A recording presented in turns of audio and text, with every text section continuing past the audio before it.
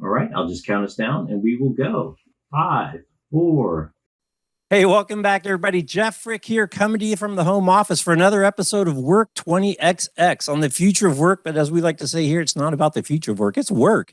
And it's happening now. And we're really excited to have this next guest. Well, we've been talking about meetings, and meetings are not necessarily a great thing to get most work done, because most people haven't had the training. They don't know what their best practices are. So rather than tell you don't do it anymore, I thought, why don't we go get somebody who can tell us what we should be doing? So really excited to be welcoming in through the magic of WebEx and the internet, all the way from Chicago, Illinois. She's Shani Harmon.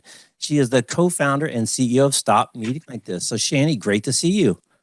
Nice to be here, Jeff. Thanks for the invitation. Oh, absolutely. So first off, I just noticed on LinkedIn, happy birthday. Stop Meeting Like This turns 9 next month in June. So happy birthday to the company. That's great. Thank you very much. We're very proud of that. Well, I'm sure, and I'm really curious with that kind of historical context.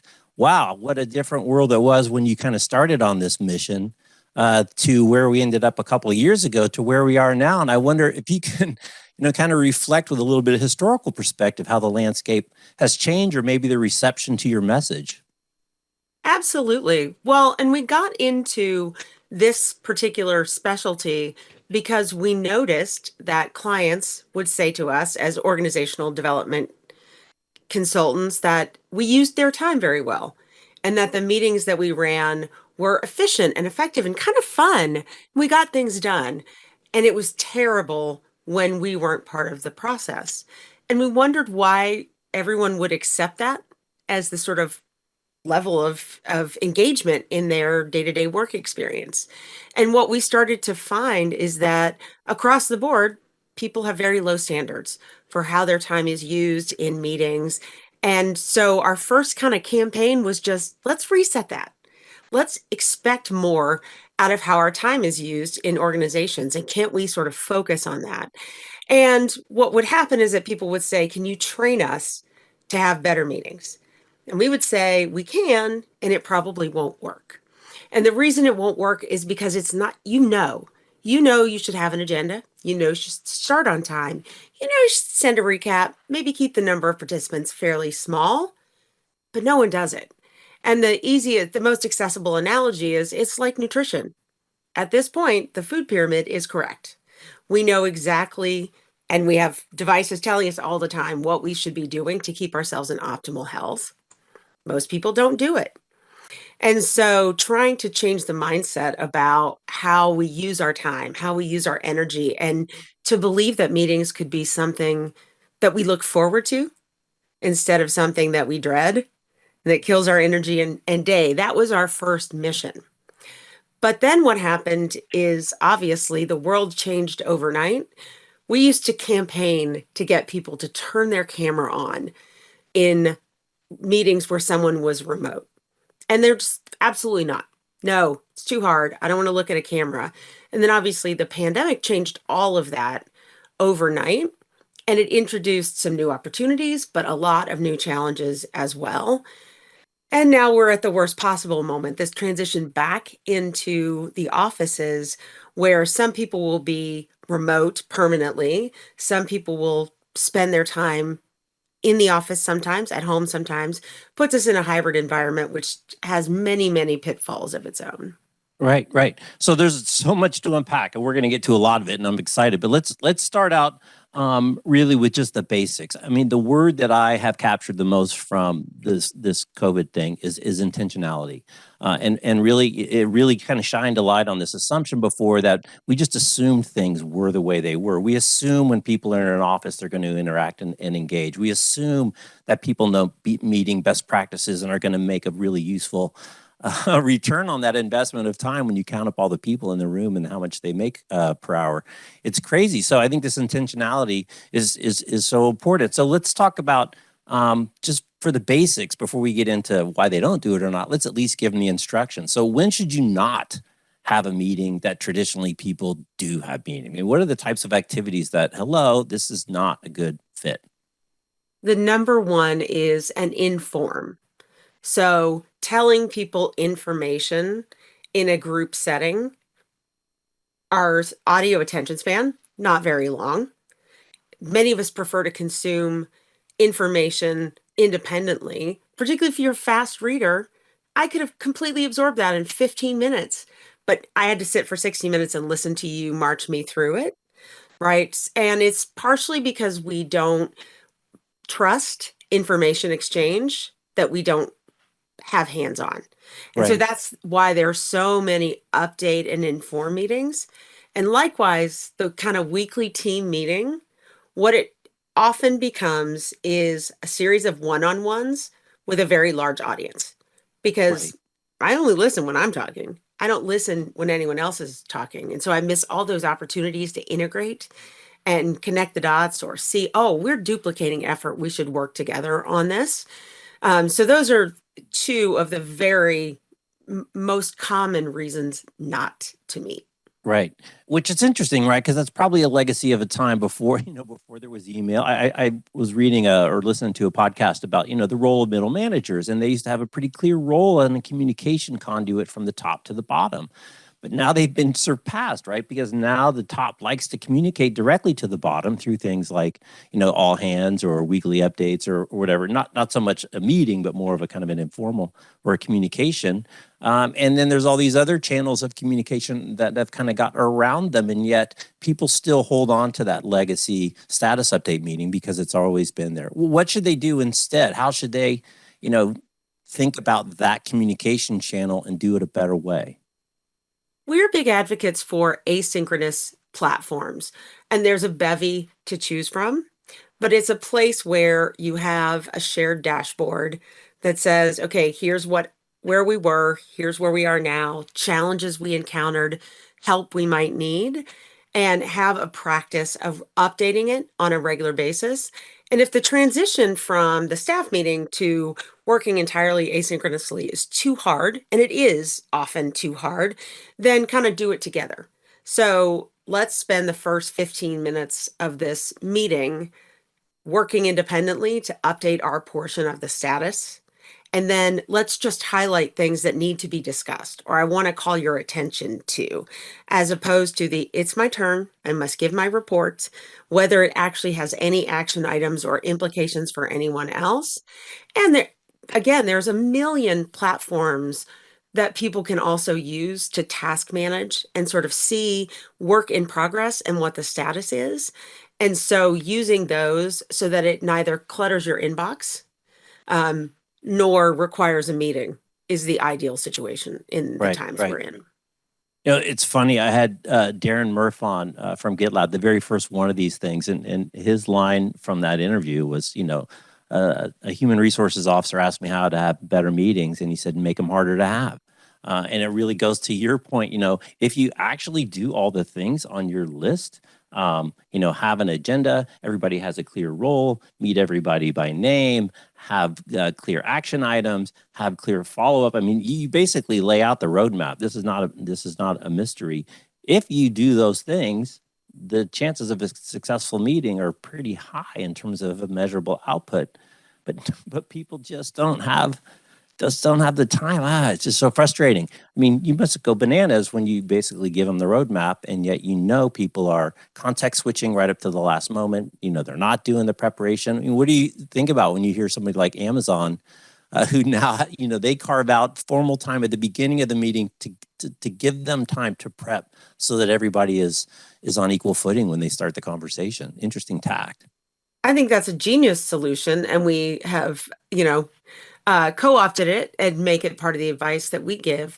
But really, it's because the entire collaborative system is out of sync. So what should happen for effective collaboration these days is that you have a good balance between working alone, working in turns, and working together.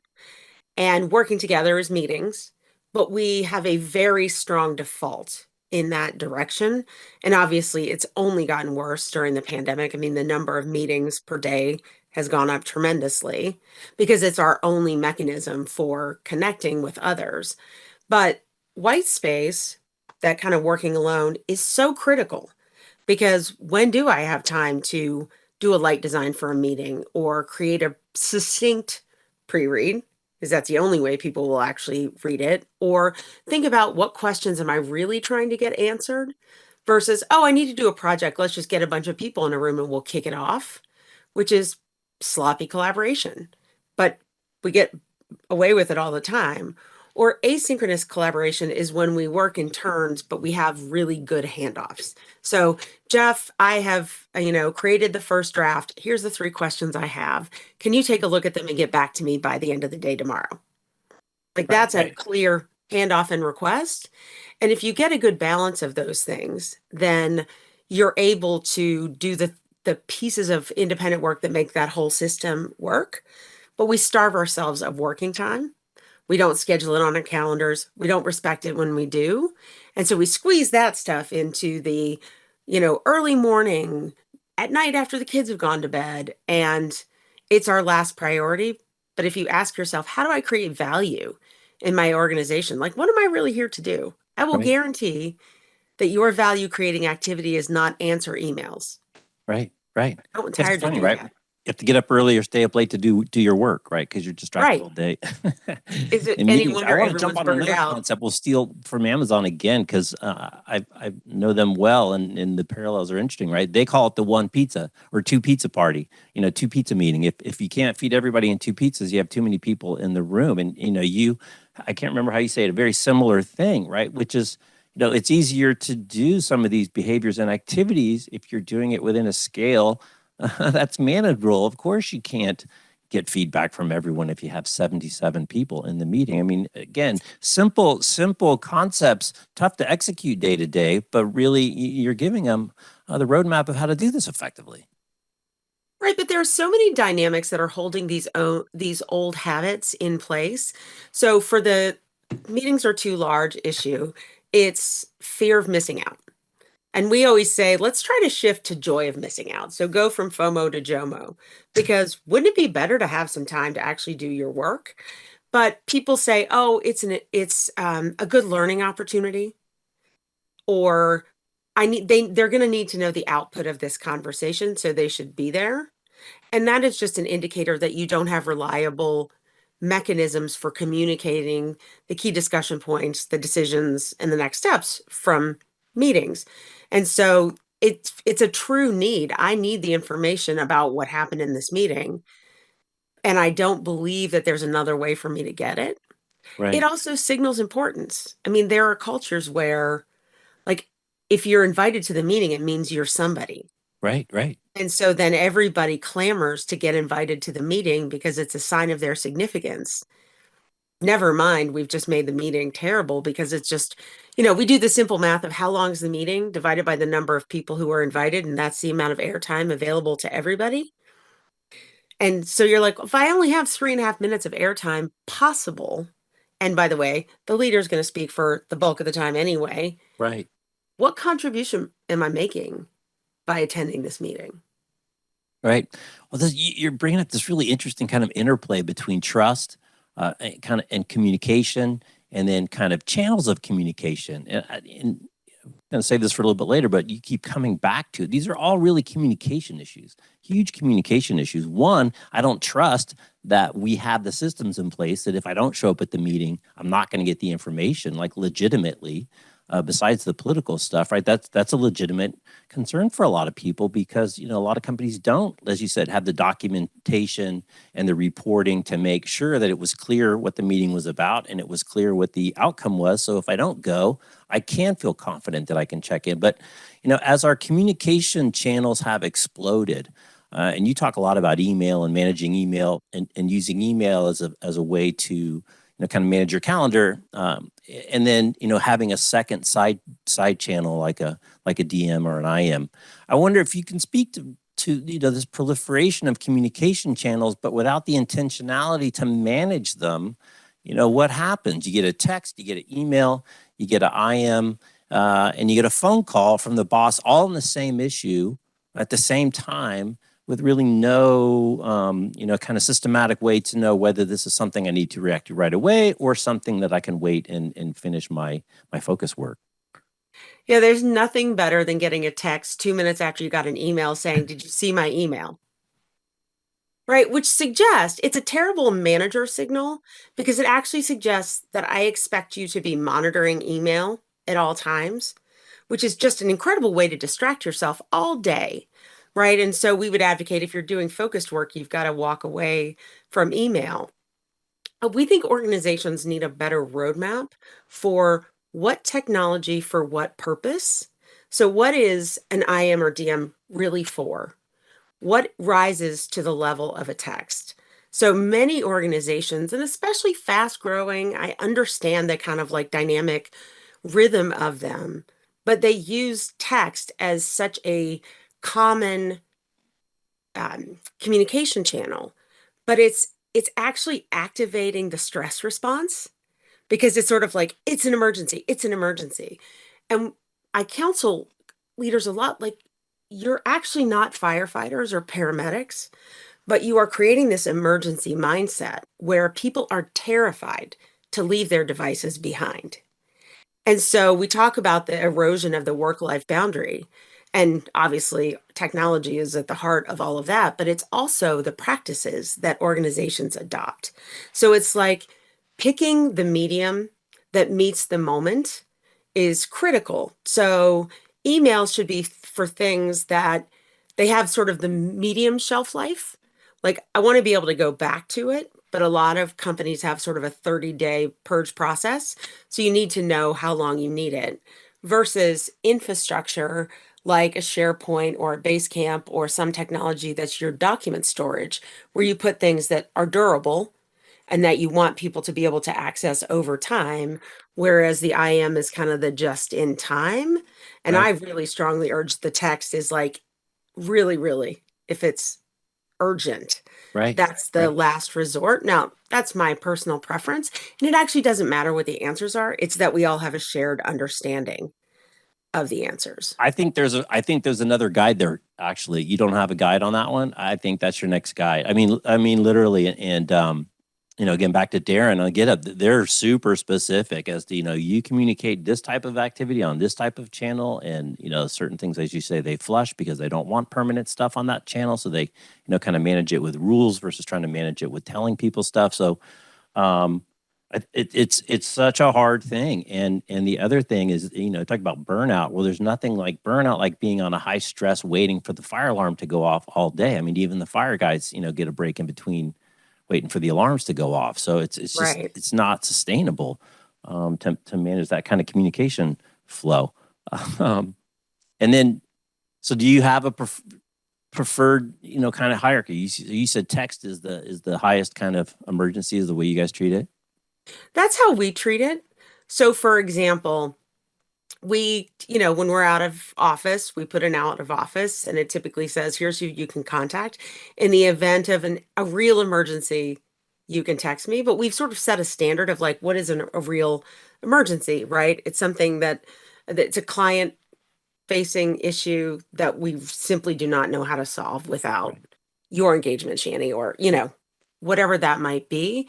And again, it's kind of publishing those rules and people like Darren who take it really seriously. I mean, it's part of their business model, so you can see why he would care about that so much. Right. Right. But they're at the most senior leadership levels. There are people who care how we collaborate because they recognize that knowledge worker efficiency is incredibly important to the bottom line of organizations, right? They think that they're in a war for talent.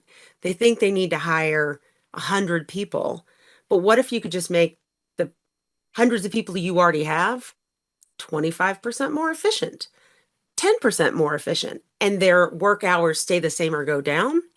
There's an incredible untapped source Right. of productivity, efficiency, and engagement that we're just letting it, languish because we don't know how to activate it.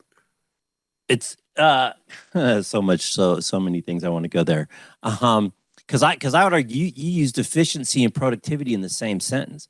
And I think what I've been discovering this whole thing is nobody wants to be efficient, and nobody actually should be efficient. You should focus on productivity. So it's a different measure. So say in a facilities point of view, You don't measure efficiency in terms of how many bodies per square foot, but if you can start measuring productivity of those bodies, it's a completely different way to think about the space and how you invest in the types of activities and supporting materials and technologies to make those people be more productive, because nobody can afford to be a cost center anymore. Nobody can afford to be a cost center. And to your point, worrying about efficiency of desks and furniture versus the productivity of those people that sit in there. Ryan Anderson from Miller Knoll said, funny that we designed the whole thing to run the pipes for the computers, and we just stuck the people where the chairs happened to go. Right. I mean, what a crazy way to think about things. I would just say, Jeff, I was using efficiency in a slightly different way, which is the idea that the way that we work has an efficiency bias in it. Right. So we don't start from scratch if there is a similar project or a document that already exists, right? We reuse things in very smart ways. We don't waste people's time. We don't send unclear emails because we know that an unclear email leads to back and forth, back and forth, back and forth, or it leads to misdirected action. So it's about efficiency of within the collaborative processes. Right. So that we don't waste time within those so that people can be productive. Right. So it's right. efficiency is a foundation to productivity. Right. So what I love that, because it's just, I think most bosses have no idea, the shitstorm they can create with an unclear email. And an email just by default, because of its very nature, is a crappy communication tool anyway. You throw in some insecure reader catching nuances that necessarily aren't even there. It's a horrible way. But I want to talk about another thing, which is signaling in off hours. And I'm the worst of this, only because I work strange hours. I get up ridiculously early. It's just what I do. And I sometimes don't think through the impact of sending something when it's just, I do it because it's on my mind and I thought of it and I want to send it. And the reception when, potentially somebody's phone buzzes at the other end and they're not maybe as good as I of making sure it's not near their bed. But signaling, you talk about, is so important that senior leadership signals to everybody that these are behaviors that we're not only telling you to do, but we're actually going to do ourselves, which is actually more important than telling you that we're going to do it, including things like going home at the end of the day and taking vacations. I wonder if you can speak to, the importance of executive signaling. It's so critical because whether or not they want it to be true, executive leaders cast a huge shadow in their organization. And as you were saying earlier, like the simple "I wonder if" or "we should think about this" can generate projects that can go on for years, and the leader doesn't even know that they started something with a simple question. So they have to be really intentional and conscious about their own behaviors because it has a huge impact. So we published an article in Harvard Business Review using data from Microsoft that shows that if managers send emails on Sunday, their employees are much more likely to as well, right? Because nobody wants to wake up to the Monday morning barrage of emails from their boss where they opted to stay off of their device for the weekend and then sort of pay the consequence of being behind the moment that they start their day on Monday. And to your point, if we all have different work preferences, and you can say as a leader, you know what, I like to catch up on Sunday. I don't expect you to respond. It doesn't work because it's sort of like you say that, but what you really mean is if I was dedicated like you are, I would work on Sunday too. And so there's so many simple, you don't even have to go as far as like set a delivery date, which we all know you can do. Put them in a draft folder and send it at 9 a.m. or 10 a.m. on Monday. You've just had a very productive Monday morning for all the things that you wrote on Sunday, but you didn't create any of those anxiety responses in your team or sort of set that expectation. The other leader signal that we've really fought against is multitasking in meetings, because the signal that that sends is, I am so important. I cannot be in one place at a time. And who would not want to be so important? So if I see my leader doing it, then it actually says this is the accepted and desired behavior here. So when we're trying to wean organizations off of the disease of multitasking because, Jeff, it's not a real thing. We don't Right. have multiple processors. We have one. Multiple distractions.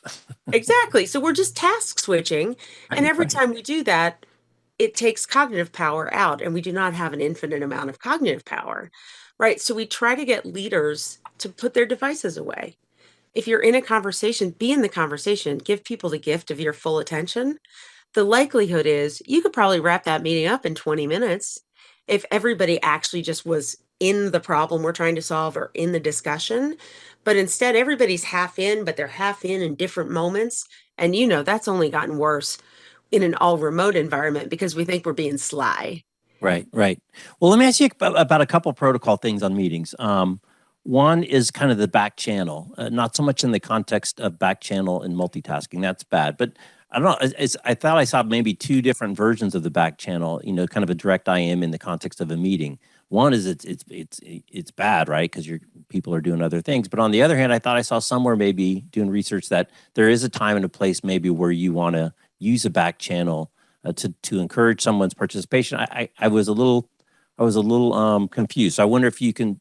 And then the other one is cameras, right? And we hear both sides on the cameras. On one side, it's everybody turn your camera on.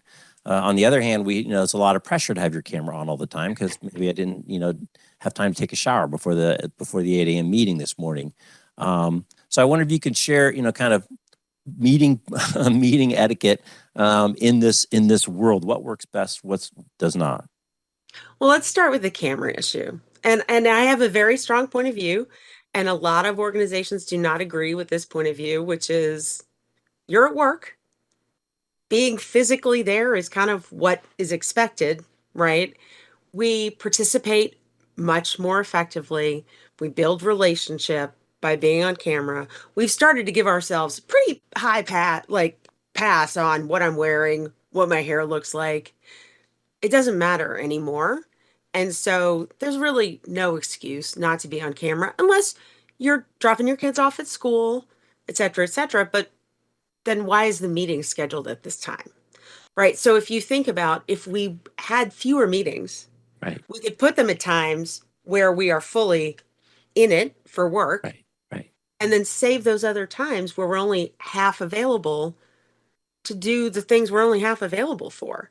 So part of that is just not minding your own calendar or sort of paying attention to the conflicts that you have, or saying like, well, if I didn't have time to shower and I needed to be in the office at 8 o'clock, I'd be in the office at 8 o'clock. So why is a remote call Well, the part that I'm different hearing protocol? even more is if it's a meeting that I'm engaged in, of course I'm going to be there and on time. I'm going to have the camera because it's an important meeting for me, and I'm a participant and I have something to contribute. And it just makes me think, of course, nobody wants their camera on when it's an hour-long status meeting that I have nothing to say, and that's the one really need to prepare anything for. So why should I need to be engaged? It's And interesting. why are It's you almost like wasting it's your an hour being artifact there? of ineffectiveness, right? Right. Well, and we think, well, we'll just listen for something that's relevant to me, but that means that you're only half attending to whatever other tasks that you're Right. doing. Right. Right? Right. If that's making breakfast for your kids, it's probably fine. But if it's actually like thinking about something or, you know, answering an email thoughtfully, your brain will focus on that thing. And so you're not listening. So you're just kind of, doing a disservice on both sides of the coin. Just say no, just don't Right. go. Right.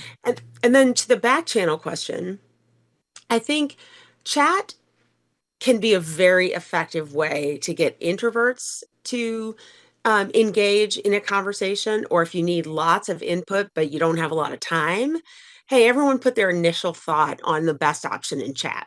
Okay. And then we'll kind of see where we are. So we're basically taking kind of a straw poll. You can always use hand raise or other, you know, tools that are embedded in the platforms. Those are great. You can also use direct chat to say, hey, we only have 10 minutes left and we're on the first objective. Just wanted to, call that out to you as the meeting host so you Right. can decide how to handle it. So there are lots of ways that you can improve the quality of the meeting with as a participant, not the leader, but just with simple kind of interventions like that. Or you can direct chat someone to say, Jeff, I know you have a point of view about this. I'm curious as to why you haven't spoken up yet. Right. Right. Just kind of without verbally saying, hey, Jeff, what do you think? Because Right. maybe there's 5 reasons you don't want to talk about this right now. What's not a great back channel is the snarky slacks on the side where you're sort of, commentating about what's going on in the meeting Right. because it's polluting your own mind about how you're receiving what's happening in that conversation, and you're distracting yourself and you're Right. spreading negativity, like all those things where they're habits that were acceptable in old organizational life and they're just not anymore. I think we've all gotten a greater mindfulness about how organizations and human psychology and behavior all interact with each other, which just causes us to need to be more thoughtful about Right. how Right. we engage. As you're talking about it, it's almost the more like it's a symptom of bad meeting etiquette and super inefficiency that we've built this crazy bad meeting cultures most places, which are inefficient and long and boring, and most people don't need to be there. And I got other stuff to do, and so it's almost like, if again to your point, I love if I'm engaged and I'm an important participant in the decisions that are being made at this group of people that are called a meeting, I'm going to be there. I'm not going to be snarky. It's only Right. when, probably shouldn't be there in the first place. Okay, Shay, so let's talk about some of these other fresh start guides, which I also think is pretty interesting. You guys have a special guide for aim for a happy day. Start your day happy and smiling. I love that. But there's some really simple things, and I go back to the show on social media, Social Dilemma, which one of my great takeaways from that is, if you use the tool, it's great. When the tool starts using you, that's when it gets not so great. Yeah. And you really, the essence of this is kind of intentional control of the tools. Take control of your life. So I want to go through some of these basic things. One, stop the meeting madness. So even as you said, enjoy maybe missing a few if you're not in control. Decline a couple. You don't necessarily have to go to them all. Ghost your email. I had a whole segment once talking about email and this crazy monster that is email. And again, I think it's worth a little bit deeper discussion in terms of how to help people manage this beast that's no longer on just their work computer, but it's in their pocket or their purse, and it's there 24/7. Email is really challenging for all of us, right? The average executive gets 123 emails a day, and that's a number that is growing, right? So that's a tremendous workload for people if you feel that your job is to read and respond to all of those things. But what tends to happen is people either become absentees to their own email inboxes. So leaders who become unreliable readers and responders to email, that's a problem in and of itself because then people lack mechanisms for moving work forward. And so the leader becomes a bottleneck. On the other end, if the leader actually chooses to engage in all their email, they're not going to have time to do anything else, or Right. they're going to be up all night sort of doing that. So, like, what is a healthy relationship to email? It starts with a sort of being able to screen and sort. So knowing you can set up plenty of rules that are like if it's from this newsletter I'm subscribing to, or it's my daily like what's going on in the stock market, send it to a folder. And when you have that spare time, you're sitting in an airport lobby and you want to kind of review those things, you know where they are, but they're not actually in your inbox. And ask people to help you sort. So we use subject line headers. So it's just basically a bracketed subject line at the beginning, inform, input, action that helps signal. I mean, we have so much information coming at us all day. Right. It Right. just helps signal like what is the necessary move for you as the recipient. And then all the best practices says that you should only process email in batches, that you should not graze email all day. And because grazing is distraction. They And call it grazing yeah, email all day. grazing email all day. And so your inbox is somebody else's kind of to-do list outbox, right? Right. So Right. oftentimes they're sending you work to do. I suspect you already have work to do. So we would suggest that you read email really 3 times a day. So somewhere around mid-morning, not first thing in the morning, and I'll tell you Right. why, mid-afternoon, and then at the very end of the day. And how You're gonna many catch hours during those windows? 45 minutes, 45 minutes. 30 That's minutes, it. 45 You'll get minutes. to it. You get to it. Because basically, if you start your day in email, and we've all done this, right? You get I'm trapped. preaching to the choir. You're preaching to the choir right here. And you just can't, it's a cognitive load. It's not ordered in, there's no order to it, right? It's the order it came in. But some of it matters a lot more than others. So being able to sort based on, oh, senders, you can also do it so that if it's an email from your boss, it flags or Right. puts high importance on it as it comes in. There are so many ways that the tools are trying to help us. It's overwhelming, Right. right? But if you Right. know what you're trying to do, you can find the mechanism within your platforms to do it versus getting lost in all the bells and whistles that the platforms have. Right.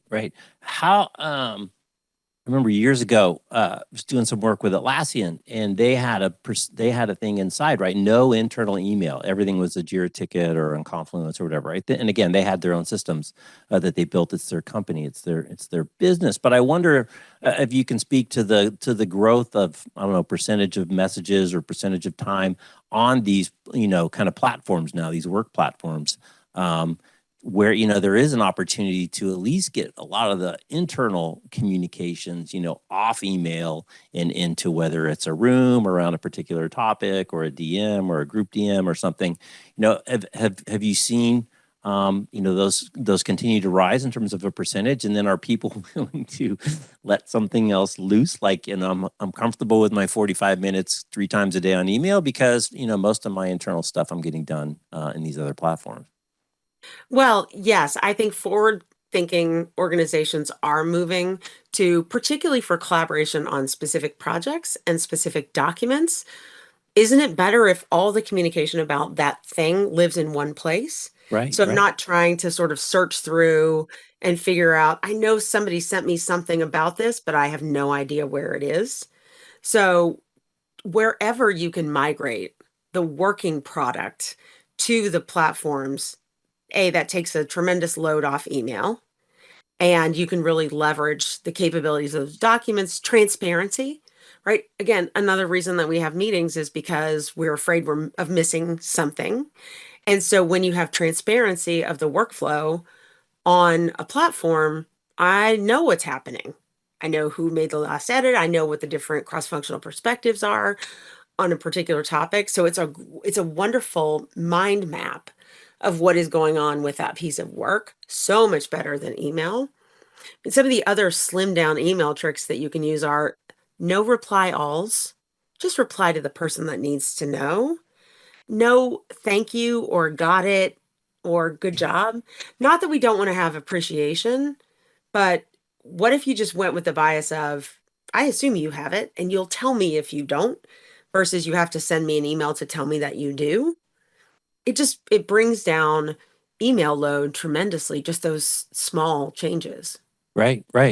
So I want to steal a line. I think I got it off your website, which is fascinating, that that meetings, you guys focus on meetings, is the number one lever for productivity, performance, and employee experience, which I'm going to extend to engagement, which I'm going to extend to innovation and speed. I mean, I just wonder if you can speak to some of the returns and some of the experiences when you have clients that actually take a minute to be a little bit more intentional and thoughtful and invest in the processes to do a better job, what the impacts are. What are some of the things that you see when people go through these transformations? And then I guess the second question would be, at what level is it done? Is it done by a senior, a manager that has had enough and wants to invest in making this better? Is it a divisional thing? How does it usually kind of unfold in your engagements? Yeah, I mean, it typically unfolds around a pain point, someone who has kind of had enough, or can't we do better? Or we've done a lot of work with software organizations inside companies because they're one of the few knowledge worker functions that is measured. Like you can really kind of quantify their output. so much of knowledge work it's hard to quantify marketing's daily output. And so that makes it harder for them to sort of justify the investment of time and energy that it takes to kind of shift these practices. But you've got visionary leaders who kind of see where it could be. You have alumni of organizations like Amazon that really have mastered these kinds of things, or you just have, believers. Those are the ones who are willing to kind of go after this difficult to capture, but incredibly valuable productivity gain. And I think that if you go back to decision making, and there's a lot of evidence that decision making, what is a machine? What is an organization? It's kind of a decision making machine. That's certainly Right. what the leadership team is. And the quality of decisions make a huge impact on the performance of that organization. And where do we make decisions? Well, we make them in dialogue with each other, which is meetings. So if you correlate like the quality of our decisions with the quality of our meetings, there's a case for change that actually really matters. And there's a lot of science that says, the more options that we consider, the more diverse perspectives that we bring to bear on a decision, the higher quality those decisions are. But what we tend to do is bring people together, hierarchy takes over, bad meeting habits take over, and so the decision making doesn't get better, it just has a bigger audience because it's still a couple of people who are making all the decisions. And some of that, there's leader hubris involved in that. So leaders may say they want inclusion and more voices, and you have to ask yourself, do you really? Or do you feel like I earned the right to be at the top of this organization and I don't want to share decision-making authority with others, which is their prerogative, Right. given where they are. It's just not good for business. And it's also not aligned with the times. Right. There's a huge generational differences in what we expect. And we are right in the middle of that moment. Workers 20 years from this will not tolerate this at all. And, workers who are 20 years ahead of the middle are pretty comfortable with the way that things have been. But this is our chance to change what work means. And it could be so much better. Right. Right. Right. Well, I do just can be so much better. And just to reinforce that this can happen, right? This is a cultural situation that you can have. I mean, I go back, my first job in tech was at Intel, and we went into those rooms and they had those little signs, but I got to tell you, people respected those signs. And I was fascinated. For instance, you have a lot of stuff about talking about people that derail the meeting. Well, they have a rule. It's called rat hole, and anyone can just say rat hole, stop talking, next topic. And I saw it happen with junior people, with more senior people. They have a rule: meeting ends at 10 to the hour. It's like a school bell. And it Yeah. used to be funny to stand out in the halls and watch all the doors open at the same time. Everybody goes, gets a coffee, takes a pee, and then at the top of the hour, all the doors close again. So and it's funny with them, right? It comes from their manufacturing discipline. I felt like I was a chip being optimized, but it works for them. So it is you can create a culture that's much more efficiency and get away from some of these bad habits. But you've been at this forever. We're out of time. I want to give you the last word. What have we not covered? What should give people some simple tips, and some paint a vision of the future of what they're going to get when they're a little bit more intentional about meeting and stop meeting the way they've been meeting. Well, I think the question for leaders to ask themselves is, am I getting the full collaborative potential out of this organization? And what would it mean to our performance if I could? Because that's the decision moment of, should I invest in sort of changing the way that we work? So the way that we work is smarter, it's easier. Our mission is to prove it can be joyful and productive. Those things are not in contradiction at all, but we sort of pretend that they are. And so seeing meetings differently, seeing them as something that matters, and it's not just meetings, obviously, it's the whole collaborative landscape, but really investing time in looking at that and asking yourself if it's serving you, and then what the changes they're not easy to sustain over time, but they're not hard to make in the short term. So that's one of the benefits of this, is that there's so much value to just be grabbed right now. And if you're focused on inclusion, and that's a priority for you, we over focus on representation and we under focus on, like, what is the day-to-day experience that people have in our organization, particularly if they represent a diverse perspective. Well, where do they have that experience? They have it in meetings. Is their voice valued? Is it sought after? Like, how do we actually leverage the diversity that we have, whether it's cognitive or otherwise? And so those two things, diversity, equity, inclusion, and collaborative effectiveness, they're part and parcel of the same thing. And we just haven't been viewing it that way. And I think shifting the lens that people use on it could really change the way people think about collaboration. That's great. That's a great summary. Because, like I said, how many resources have you bought, paid for, hired, and trained that are sitting in the building that you're not taking full advantage of? From a utilization point of view, if you want to measure it that way, or whatever. Right. I had a post a while back. Greg Jones said, people are only 64% engaged was his number. I don't know where he got that number, but we all know most people aren't fully engaged, and you can tell if they are, and you can tell if they aren't, and what a huge asset right underneath your. Right underneath your hands. Well, this has been super, Shani. I really appreciate your time. I've been excited about this for a long time. I still think it's one of the coolest names of any business. And congratulations on your birthday, 9 years. That's legit. Thanks very much, Jeff. Absolutely. Pleasure to be here. Well, for everybody, go to the website. There's these great resources. We didn't even get into the inclusion in real life. It's got a bunch of really simple, straightforward stuff like greet everybody by name. What a concept. How difficult is that to do? But a lot of tremendous resources. So thank you again, Shani. And it's really been a pleasure. Great. See you soon. All right. Geez, Shani, I'm Jeff. You're watching Work 20XX with Jeff Frick. We'll see you next time. Thanks for watching and listening on the podcast. Take care. Excellent. Let me stop my records.